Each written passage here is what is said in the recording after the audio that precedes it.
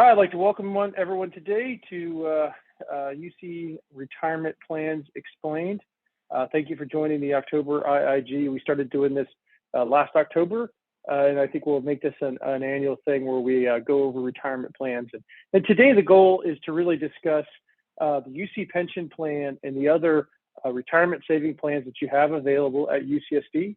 The first being what we call defined benefit plan, and the remaining that we call defined contribution plans. And we'll cover what that means for you and the different amounts that you can contribute to each. And also when it comes to the pension plan, we'll discuss, what figures go into that and how that works. Next slide, please.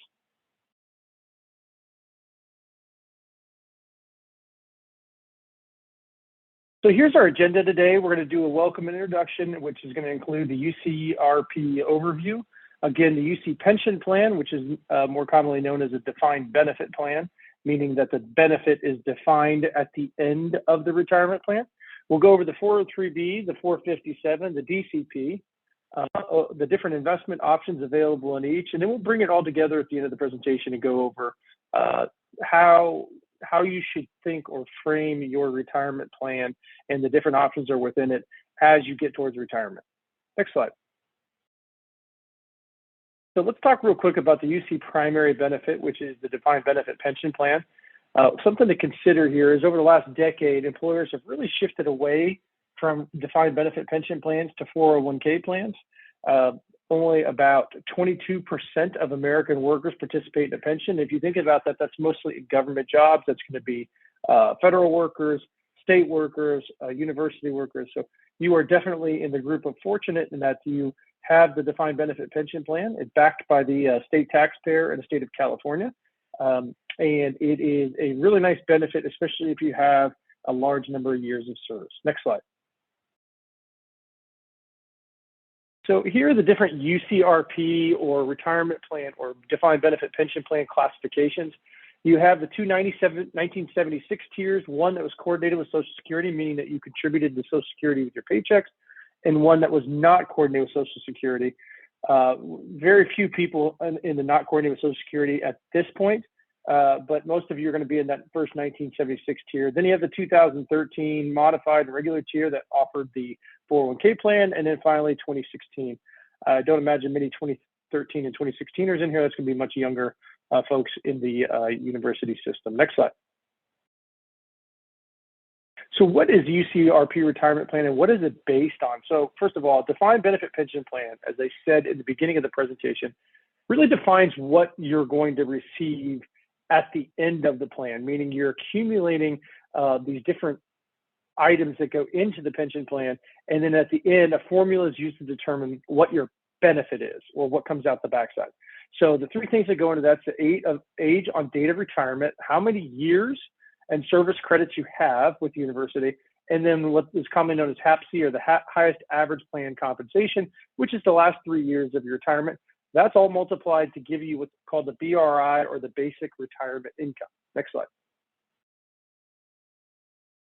There is an option within the pension plan to do a lump sum cash out. I very rarely see this because the UCRP defined benefit pension plan is a very rich plan. It's, again, backed by the California state taxpayer, of course, and all the revenues and everything that goes into the UCRP. It's a very large pension fund. I think the third largest in the country behind CalPERS and CalSTRS. And one of the options is to take a lump sum payout, which is a one-time lump sum. It could be elected instead of the BRI, or the lifetime monthly income. And it's based on the present value of the retirement income you would receive over your full life expectancy, okay? And it's available to the 1976 members, safety and 2013 modified tier members. And something very important to understand, next slide, is that if you do elect the lump sum cash out, there are several things that you actually forfeit within your benefits, and the biggest being your health retirement benefits. So you do lose access to that. And so literally the only time I've seen someone take the lump sum cash out is when maybe the other spouse has also a UC pension or retirement plan, and one wants to take the pension and one wants to take out the lump sum so they can do some, qualified charitable distributions or other things that might be important to them that they need access to large cash, or possibly a health event of some kind that they don't believe they're going to live to their life expectancy, so they take the lump sum instead. Sick leave is not converted to service credits and calculating lump sum, and it's much more restricted if you do plan to go back to work. Next slide. So again, go ahead, sorry, next slide. So lump sum cash out subjects you to taxes in the year which you take the payout only if you take that and you put it straight into your bank account. Most people are going to roll it over into another eligible retirement plan. You can roll into 403B, 457 DC plan. But if you're going to do this option, more likely than not, most people are going to roll it into an IRA. They're going into retirement. They want to take a couple $1 million in their benefit out. They want to be able to do QCPs, which are qualified charitable distributions, QCDs, excuse me. And so that would be a reason maybe that you would do a lump sum distribution, because you can't do a qualified charitable distribution from a 403B or 457 or any type of other retirement plan, but you can do it from an IRA or individual retirement agreement. So here is the website, and Suresh, this is a good start, but I'll actually go in and I'll pull out the exact page that will describe that death benefit that you were requesting. Again, you need to know what your tier is, and most of you are going to be that top block, and you can literally click on it, and it'll give you a summary plan description. And this, of course, is going to be available on Suzanne's YouTube channel, so if you want to go back and review this presentation or find this direct link, then you can find it there as well. Next slide. So other sources of retirement income. Now we're going to go from the pension, we're going to start talking more about the defined contribution limits and some of the defined contribution plans you have and how they work. Next slide. All right, 403B, 457 to DCP. Remember, in addition to your primary retirement benefits, I would highly recommend saving additional money for retirement, and it gives you a pre-tax deduction on your income, right? And simply, if you think of your taxes and your 1040 that you file every year and you have your total income, okay, any contribution that's made to a 403B or 457 plan comes in what we call in the business above the line. And when we say above the line, I mean above adjusted gross income. And so many of deductions that we take, whether it's for healthcare, other such things, are based off of our adjusted gross income line. A contribution to a defined contribution plan comes in above the adjusted gross income line. So if I make $100,000 this year and I put $20,000 into my 403B, it instantly reduces my income from $100,000 to $80,000. And if you just think of yourself, and let's say you're 25% federal and 9% California, that's a 34% marginal rate. If I'm putting $20,000 in at 34% marginal rate, you can see right there, right off the bat, I'm saving $6,000, $7,000 in taxes that I would be paying to the federal government and the state of California that now are going into my retirement plan, of which I'm going to take money out at a later time and place where my adjusted income, gross income may be lower than it is because I'm in retirement. Or, and more importantly, and I see this often with my clients that are UC folks, is they want to make charitable contributions in retirement.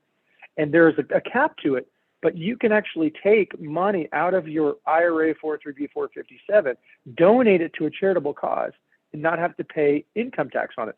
So it's a way to put money into a retirement account, save now on taxes today, and never have that money taxed in the future if you're charitably inclined. Some of you may say, well, I'm not really interested in charitable causes through my retirement plans, and that's fine. You also have to think about why it's such an advantage. You have 20, 30 years of what we call tax deferred growth. So you put that money that no longer was paid to the federal government in the state of California, and now it's growing over time, and you're not paying taxes every year on it because it's tax deferred. And that's the power of these retirement plans, is that you get compounding interest, compounding returns over time. Next slide.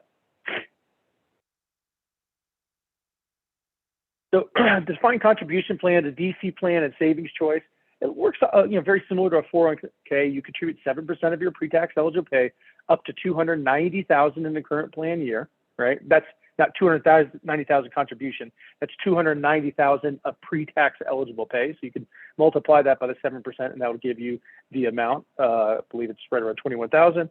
And UC contributes or matches at 8%. So most places in the world, most employers in the world, this is all they do for their employees. So you guys have this. the additional pension plan. And as you'll see here in a second, you also have the ability to put into a pre-tax 457, which is wonderful, which is why I do find many folks that have spent a long time at UC accumulate very large retirement accounts because they are able to put away so much money on an annual basis. Next slide. Let's also remember, as we're talking about these defined contribution plans, we're talking about plans where we are contributing or defining the contribution on a pre-tax base. We get that tax deduction against our adjusted gross income, and then we plan to pull that money out later in retirement when our adjusted gross income is possibly lower, or as I said earlier, when we're very charitable and we're donating to causes that we feel strongly about, and we want to do that without ever having paid tax on that money. So what is a 403B plan? It's just an account that lets you add your retirement savings pre-tax contribution, right? Your account is portable, so you can roll over all of your account balance into another employer's retirement plan, or here's what's important, an IRA without penalty when you're no longer working at UC. The UC 403B plan actually has one provision in it that I really like too.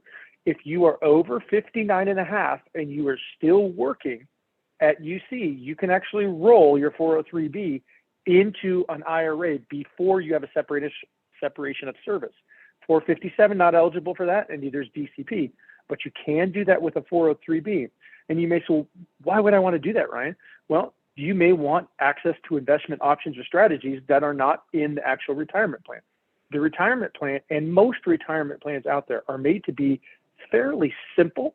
And the reason they're made to be fairly simple, limited choices, a lot of choices that we call target date funds. We'll go over those here in a second.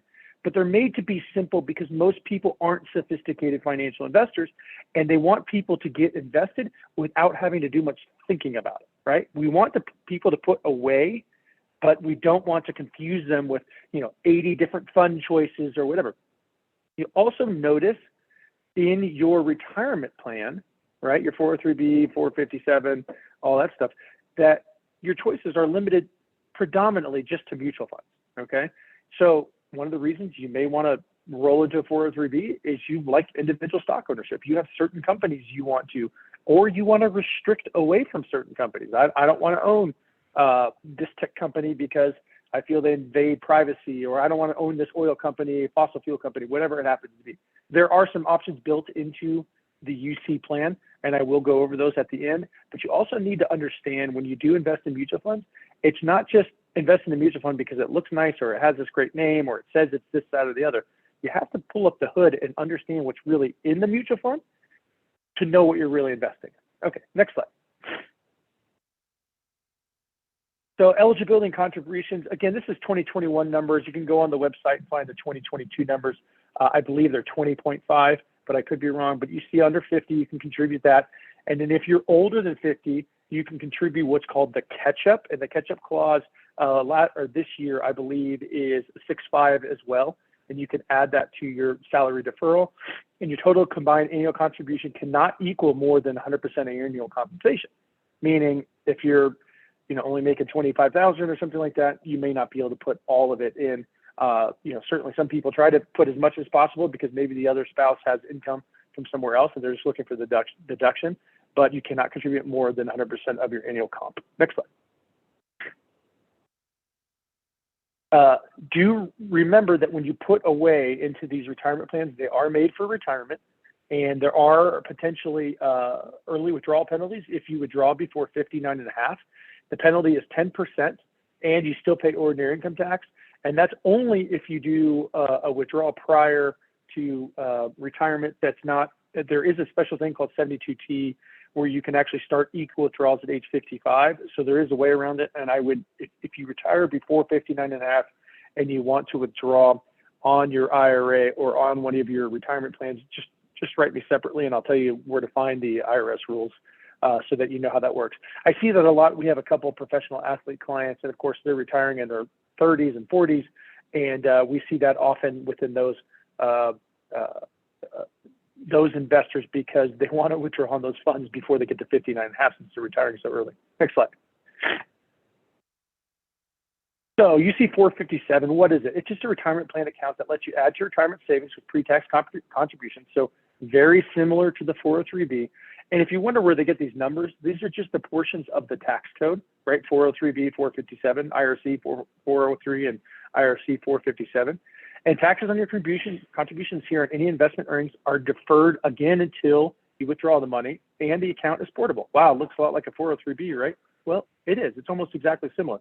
There is that one thing I mentioned earlier that is a difference, right? That the 403B, if you're over 59 and a half, you can withdraw or you can roll over funds. If you're over 59 and a half and you continue to work, you cannot do that with the 457 until you have a separation of service. Next slide. So just the eligibility and contributions, again, this is all on the website, so you can pull this up if you'd like. It's all the same numbers within the plan, right? And you can also, it does accept eligible rollovers. Next slide. So again, this is that difference. With withdrawals and rollovers out of plan are not allowed while actively employed at UC unless you are age 59 and a half or older, and that requires a separation of service. Withdrawals are not normally subject to tax if you roll into an IRA. Next slide. Okay, DCP, just real quickly, it allows you what are called after-tax contributions to an account that lets your retirement, to add to even more retirement savings. So you're not getting that deduction I discussed earlier off of total income to adjusted gross income. So you say, well, Ryan, if I'm not getting a tax deduction, why would I want to do this? Well, it's still, once it goes into DCP, you have tax deferral on what you've put in there. So it grows over time, tax deferred. You're just not getting a deduction to go into it. All right, next slide. Another great part about DCP is you could potentially roll it into a Roth IRA down the road. Anything over your basis, not, but your basis, you'll be able to roll into a Roth IRA. Anything over your basis, you'll have to pay ordinary income tax to get into the Roth IRA. This, much higher from Suresh for a qualified charitable contribution only on IRA is eligible. Yes. How do you convert it into an IRA, and are there any disadvantage? Suresh, great question, and that's exactly what I'm about to go over here in the slides. You just beat me to it. So if you could give me a couple more slides, I will address your exact question of why you would want to do that. Thank you. Next slide. So I'm retired.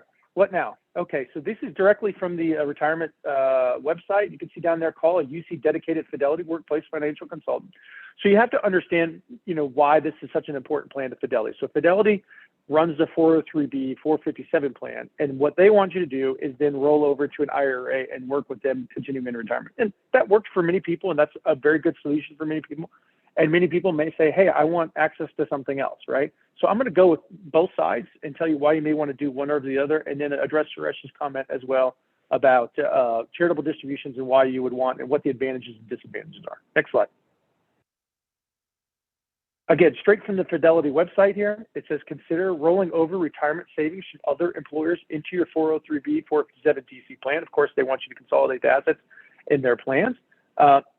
More importantly, next slide. As you'll see here, actually go back one slide, I'm sorry. I believe it says in here, Fidelity is, there we go. One of the things you'll see on the site too is they talk about reasons you may want to consolidate into an individual retirement agreement, okay? So to address Suresh's comment, why would you want to do that in retirement? I've been, contributing to my 403B, my 457, and what have you for many, many years. I'm comfortable with that plan. Well, again, if you go and you take a look, resetting to all in case this helps with this. Yep. Let's go next slide, because I actually want to get into the investment options. And this would be one of the main reasons, Suresh. This would be one of the main reasons you may want to consider rolling into an IRA. Remember, an IRA, whether you have it at TD Ameritrade, Charles Schwab, whether you have it with us, we're on the Wells Fargo Clearing Services platform, whether you have it with Fidelity, there's a couple of reasons you may want to be in that IRA, okay? First of all, you can get individual tailored advice, right, on that IRA, and access to investments that you have nowhere within a qualified retirement plan. That's number one, okay? Number two, you can potentially diversify your investments way beyond what you have within the UC retirement plan. And I'll show you, once we kind of pull the hood up on some of these funds, exactly what we're looking at. You have accessibility to unique investment strategies that you may Just to give you an example from our business, our largest strategy, which actually has done wonderful this year relative to the markets, is what's called a covered call strategy, meaning we sell call options against underlying individual stock positions, particularly ones that are either highly appreciated or ones that clients really want to have in their portfolio. And that's something you can never do within a retirement plan. So that would be a reason. But I think that the single biggest reason we encourage people to consolidate all of their assets into an IRA is because when you get to be 72, you have something called a required minimum distribution. And each and every year, all those retirement accounts, the IRS and the state of California want their tax money back, right? So you have to take money out of all those different accounts. It is very difficult to have a comprehensive retirement strategy and keep track of all the different accounts, all the different beneficiaries, all different places. I once interviewed with a UC professor, two UC professors, husband and wife, and they interviewed us to be their financial planners. And they had, I was either 12 or 13 different IRA and qualified accounts from prior universities to UCSD 403B, 457. They had opened up stuff at Schwab, TD Ameritrade, and it was all over the place. And so one of the first questions we asked them is, what is the overall arching strategy? And there was none. And I think as you go into retirement and you really become more conservative as you move through your retirement years, and you want to do things such as make charitable distributions, you want to do things like possibly give money to children, you want to ensure that you're taking the right amount out in your RMD.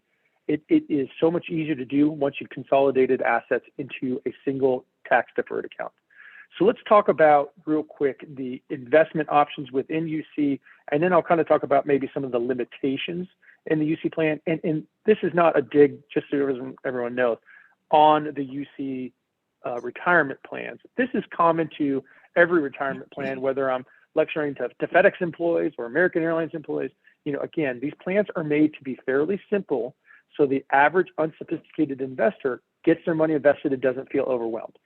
So the pathway funds are the funds that we would say are they're a fund that's developed to become more conservative as you get closer and closer to retirement. All right, we like to call them target date funds. Here in your retirement plan, they call them the UC pathway funds. Right, it's comprised of a diversified mix of assets tailored to a specific retirement date and automatically becomes more conservative as retirement date nears. Right, and so it's kind of autopilot, if you will. Next slide. You can see here all the different UC pathway funds, right, and how they work compared to how much closer you're getting to retirement. And you can see bonds and short-term fixed income comprise much more of the portfolio as you get further and further on the right over there. And while you're younger, let's say 40, 45 years to retirement down there at the bottom on the x-axis, you can see that it's significantly higher risk, more domestic stock and REITs, international stocks, and very low on the bond side. Next slide. So again, you can find this on the UC website, but I wanted to just have this out there. Date of birth rates, it even gives you kind of something to think about here and what pathway fund you should probably select. Next slide. So what if you want to be more self-directed, meaning you want to choose your own retirement funds? We can see here's some of the other choices. You get the UC Savings Fund, which gives you a guaranteed rate of return, the UC Bond Fund, which is just something to track the Barclays aggregate, right? You've got some inflation protected funds there. You've got some domestic stock investments, right? You got the UC Growth Company Fund, UC Domestic Equity Fund, Small Cap Equity Fund, Emerging Markets, International, Diversified, X Fossil Fuel, if that's what you desire, more of an ESG type of investment. Next slide. So let's take a look specifically at one of the funds. It just happens that I did this presentation a year ago, last October. And one of the things, and Suzanne could probably vouch for me, that I cautioned people on is you really need to know it's okay to invest with your heart and your conscience and all that. That's wonderful. I think that's one of the best things that's come about in investing in the last decade is ESG and socially conscious investing. It's great. People are investing with what they believe in. That's fantastic. But just investing in a fund that says social equity, right, can subject you to risk that you may or may not know you're taking. And the example I gave last year at this time is I used the social equity fund and I said, you have to understand that if we go into some type of bear market or recession, particularly one where interest rates rise rapidly, and this is exactly what I said last October, if we go into one where interest rates rise rapidly, you could see a massive drop in some of the UC funds because they're so heavy in tech. Next slide. And what I did is I went on the Morningstar and I brought up, some of the returns and the, what it looked like, right? And if you see here, 3-year return, 20.77, year to date, and this is as of last October, is 14.39, and so it looks great. Next slide. But then you lift up the hood to find out what's in it, and you see that it's pretty much an index that's mirroring the NASDAQ. Apple, Microsoft, Amazon, Facebook, Alphabet. Those are the 5 largest companies in the NASDAQ. This is simply an index fund. It's QQQ, right? These are the top 7 holdings here exactly matched QQQ, which is a simple ETF anyone could buy in any brokerage account, okay? Now, and you can see here the weighted part of the fund here, 28.85%. Anyone in the chat want to guess what the QQQ year-to-date return is?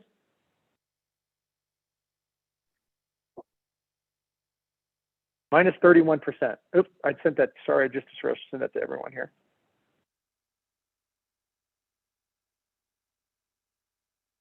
Right? Minus 31%.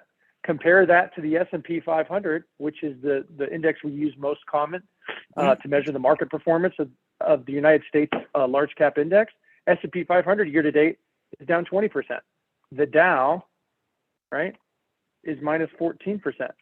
So what I warned last October was be careful if you don't understand what is in your funds, meaning what is underneath the hood, because, and we saw this, last probably summer, fall, and even into the winter, a lot of these large cap funds were just mirroring the NASDAQ because it had done and performed so well since the Great Recession.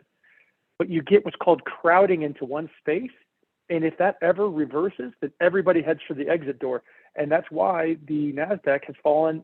We're basically seeing a bear market that is almost an exact repeat of the 2000.com bubble. The only difference is our bubble did not get as inflated as it did in 2000. Next slide. All right, the sun came out here right by my office, so I'm getting a little more light on the face. So U.S. Global Equity X Fossil Fuels. And the reason I brought this one up is I said, yeah, you can have both of these funds in your portfolio and you think you're diversified, but look at the top 5 holdings, 6 holdings. It's all the exact same stuff. Apple, Microsoft, Amazon, Facebook, Alphabet, Tesla, NVIDIA, JP Morgan. Every one of those was on the top holdings of the other fund, okay? So just because you buy 2 different funds in a retirement plan doesn't mean you're diversified at all. You just have 2 funds, and in fact, you could be over-concentrating yourself into certain areas. And again, to go back to Suresh's great question from early in the presentation, why would I want to transfer out of a 403B, 457 when I retire, consolidate? And I gave you, one of the big reasons is so you know what your strategy is. You not only know what your strategy is, but you know if you're properly diversified because the professional you're working with, or if you want to do the research on your own, are looking at these underlying funds and going, I can buy UC Global Equity, or I can buy the other fund I showed just a second ago, and I'm not getting any diversification whatsoever. You'll see in both of these, there's no small cap stocks, there's no mid cap stocks. So true diversification, you really need to know what you're holding in your fund. I'm not saying these are bad funds at all. They actually had great track records up until we've gone to this bear market, and they've vastly underperformed in this bear market as compared to the S&P 500 because they were all overly concentrated in tech stocks. The same thing I think I said about many of the Fidelity funds, Contra Fund, large cap stock, et cetera, et cetera. And so again, whether you're going to invest on your own or you're sitting across from an investment professional, you need to be asking the question, well, what's in the funds, right? How are you diversifying me within the funds that you have in my portfolio? Good questions to ask. Next slide.